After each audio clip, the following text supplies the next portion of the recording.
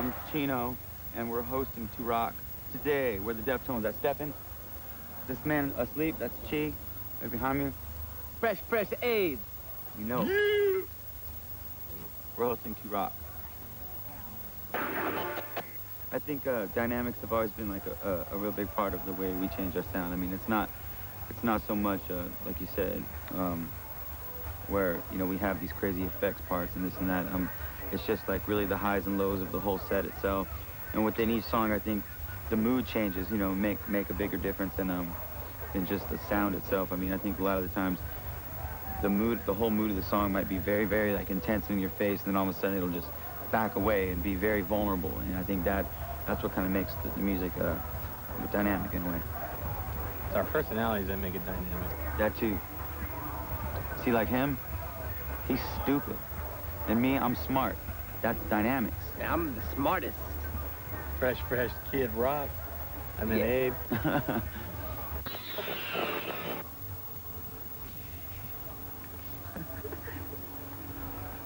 We're just gonna give you gestures for your words. Go ahead. Here we are. He smokes too much weed. He ain't gonna What? have Next one.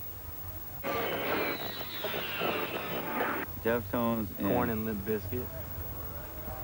Well, that's what all the kids would like, so let's just say that. What would we like? Meshuggah and the Weezer. Deftones, Meshuggah, and Weezer. Deftones, Meshuggah, and Prince. It's kind of like, yo, That would be tight. Strength. I pull it so weak. Ain't got strength. Steve Kidd, our tour manager. Paper Tiger. The Paper Tiger. That goes tight. Sacramento, Sacramento, of course. motherfucker. Shit. There's not that many people out there that I respect musically. And I mean, I enjoy all music for what it is, but somebody who I'd want to work with, I couldn't think of too many people, and Maynard's definitely one of those people that I would love to work with. And honestly, it wasn't something we planned out or we even asked to do. It just happened. Maynard chose us on that Maynard part. kind of chose, you know, to work with us, and I was like, you know, you couldn't, I mean, it was exciting that somebody like him would want to work with us, and that song just came out like, you know, it was beautiful. It just happened really, really quick, and I think we just kind of fed off each other really well. It turned out well. I mean, there's a lot of people, few other people I'd like to work with. It's early in the game. But yeah, I'm sure I will one day. I'd love to work with Depeche Mode on something. I think all of us in the band would like to work with them in some way. You know, Morrissey, I would love to do something with Morrissey. I would like to work with Frederick Thorndahl of Meshuggah. Yeah. I would like to work with Prince. From Yeah, Prince. He would like to work with Prince from Prince. Yeah, Prince from Prince, he's good too. Yeah, and Like she would probably like to work with Taj Mahal from Taj Mahal. I'll speak for him since he's sleeping. In a way, Terry Dates, he's sort of like one of us, you know what I mean? He comes in every day, and before we start working, we always just have to like kind of just mellow out for like everybody gets in and just hangs out for a while and gets like in a certain mode or something. And then Terry Date like really helps us just kind of like relax in the studio and just kind of hang out. He's not really, I mean, he tries to get us to work. I mean, he's the guy that's always trying to get us to work, but he knows that, you know, we need to be in our own kind of, or not in our own space, but in a space together, you know, amongst each other. Terry, bring it to the plate, Date. Make it sound great. You know how he does it though. He's not really the type of producer that sits there and goes, "Come on, guys," you know. He's more or less the guy who he's real cool, you know. He's real chill, but he wants us to do our job, but he knows how to make us work, you know, more than anything. He knows that if he comes up to us and says, "Great, it's time to record," that we're not going to be ready to record. So we kind of just like lets us do our thing, and then we go and then we do it. And hey, you can't rush greatness. I know how to That's what make he's trying to say. He's kind of conceited. I know how to make him quit. Yeah, he almost quit again on this record.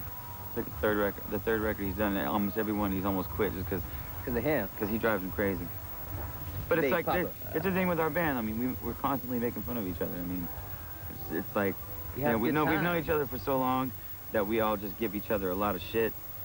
And Terry Date's kind of like one of us now, where he gives us a lot of shit. So it's a real friendly atmosphere. Kind of like brothers. You know what I mean? Brotherly love. Makes everything laughable. I think it keeps the record interesting. I think that's what a record should be. anyways, when you buy, I think back in the days when you used to buy records used to take you from here to here to here to here, all over the place, you know what I mean? And if there was one just straight emotion going through the whole record, I would get bored of it. I mean, I have a really short attention span, and I think in some way it's a good thing, because I, you know what I mean?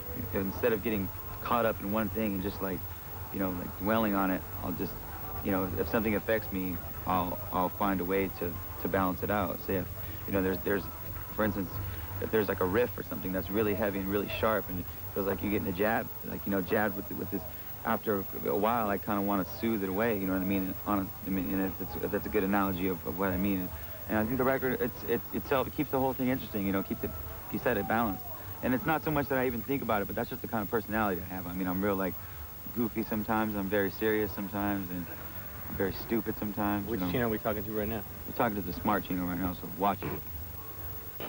I don't think we decline anything, though. I mean, we don't, but we just think it's about not things. for a reason. I mean, I think back probably maybe a year ago or so, I think we did kind of do things for a reason, just to try to be different and this and that. But I think we realize now that we've already established ourselves, and we are different. We are what we do, and you know, basically we just make decisions on how we all feel. If we can make a decision, and we can all go to sleep at night and feel like we didn't make a decision for any other reason besides the fact that it's what, you know, it's in our heart. So honestly, if one person in the band doesn't feel like doing something, then we won't do it. You know what I'm saying? It's like we all have to kind of agree on things, and some of these you know, bigger things we don't really agree with. If one person in the band... Aren't you glad you have me in the band right now? Because if there was no me focusing here, there'd be just clownish shit going on behind me. You ain't cool. Well, at least I'm handling my business. You mind our business, fool, all right? Shut up. Shut up. Shut up, fool. Not what?